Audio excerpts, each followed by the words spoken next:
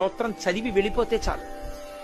దక్షిణామూర్తి యొక్క పరిపూర్ణ అనుగ్రహం కలిగి కొన్ని కోట్ల జన్మలెత్తవలసిన వాడు నన్ను నమ్మండి, నాకు శంకరులు ప్రమాణం, నేను నా సొంత మాట చెప్పట్లేదు, ఈ జన్మలోనే ఆఖరి ఊపిరిలో జ్ఞానం కలిగి పరమేశ్వరుని యందు ఐక్యమైపోతాడు, సందేహం లేదు.